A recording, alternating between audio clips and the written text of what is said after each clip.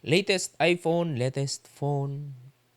Yun, nabili nyo nga. Pero paano nyo naman minamaximize yung mga capability ng mga device nyo? For this video, i-example ko sa inyo paano ba natin mas magagamit yung mga mamahali nating phone.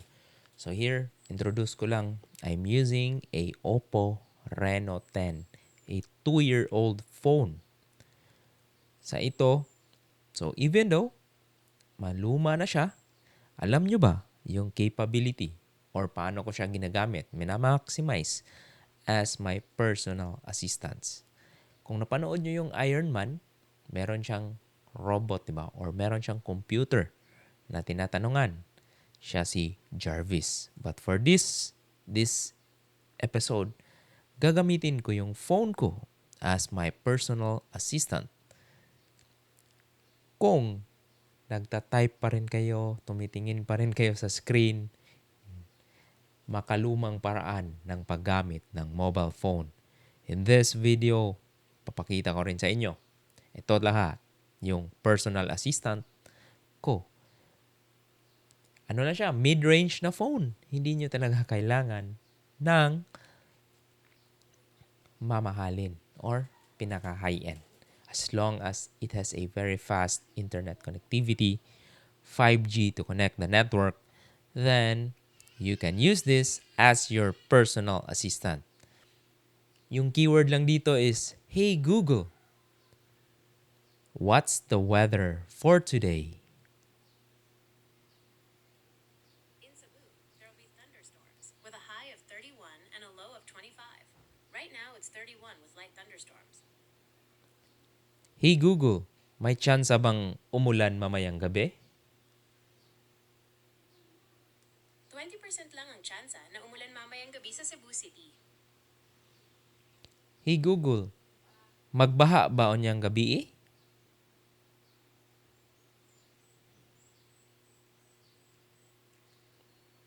Hey Google, is there a magbaha onya?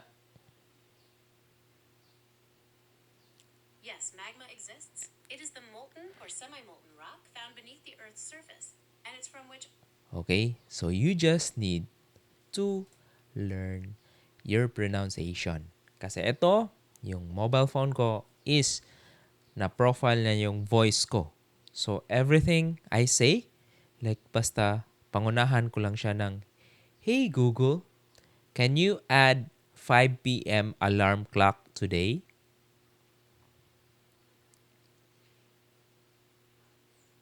Sige, nagawa ko na ang alarm mo para mamayang 5 p.m. See, that's how your personal assistant to your mobile phone. Right now, matagal ko na siyang ginagamit. This feature exists even last year. Pero, na-enhance siya through paggamit ko, keep on gamit ko lang. So, aside ito, hindi ko na maharing, for example, you're sending a SMS. Hey Google, send SMS to Molly. Okay ma? Kaninong Molly mo gustong magpadala ng mensahe? Molly Lagambe. Okay. So, just press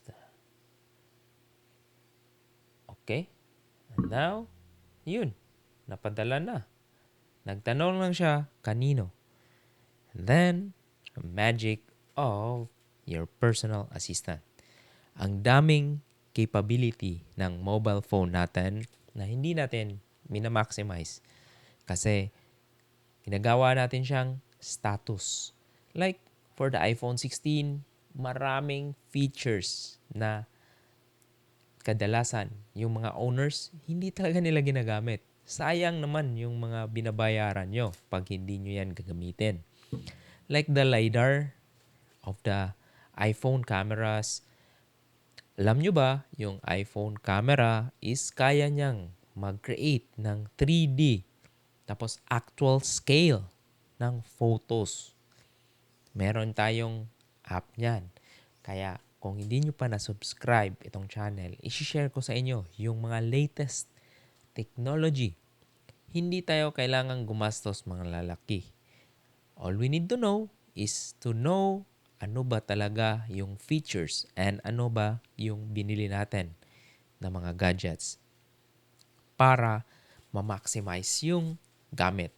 So ito, aside simple Reno 10, 5G, mobile phone, pero the capability when it comes to Google, comparable lang siya sa mga latest phone. Kaya nagtatalo lang ngayon sa mga camera, sa mga features, sa mga RAM. Di nyo naman kailangan ng mga ganun eh. By the way, isi-share ko rin sa inyo yung preview. Kung ngayon is yung phone natin is palakihan ng screen, di ba? Malaki yung screen. Sa future, pwede na kasi. Yung kulang na lang nito ngayon is yung capability ng phone na ma-integrate yung camera. Although meron na siyang front and back camera,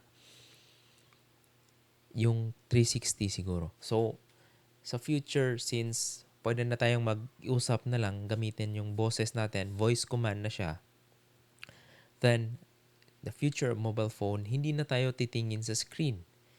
I-wear na lang natin siya as glasses. Kaya si Apple, naging visionary na talaga siya.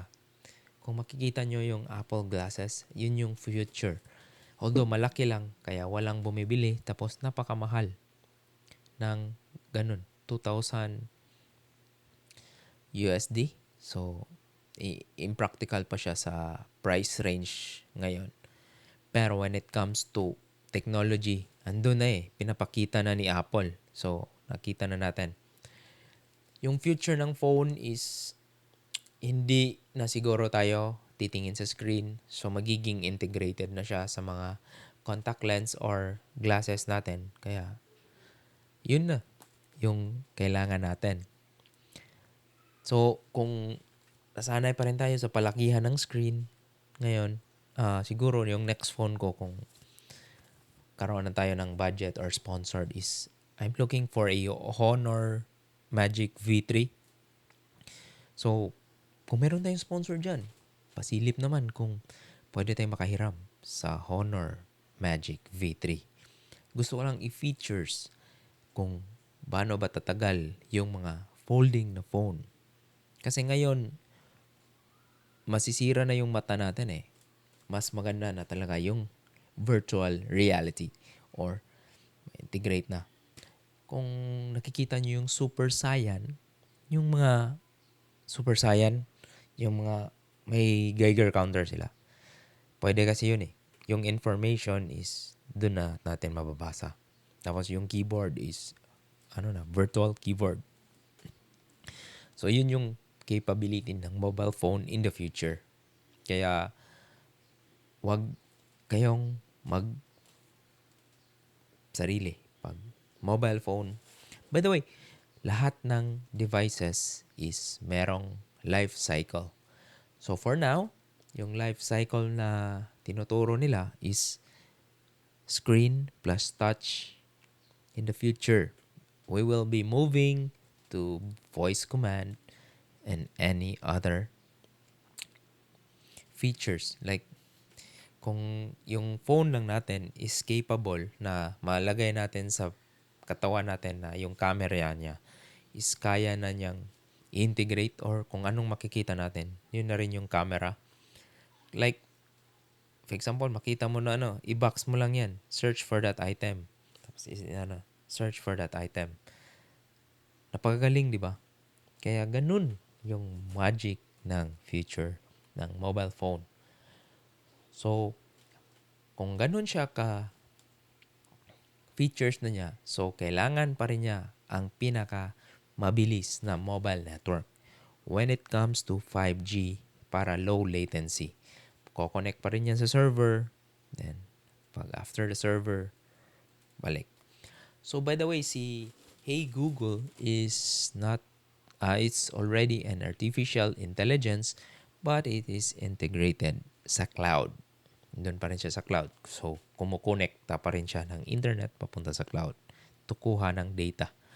Pero in the future, may isip ako na what if yung artificial intelligence or yung personal assistant mo talaga is pwede mo i-feed yung personal data mo dun sa local device, then siya na yung kukuha without uploading the personal device sa cloud. Kasi medyo risky yun eh pag in-upload natin yung mga personal data natin dun sa cloud.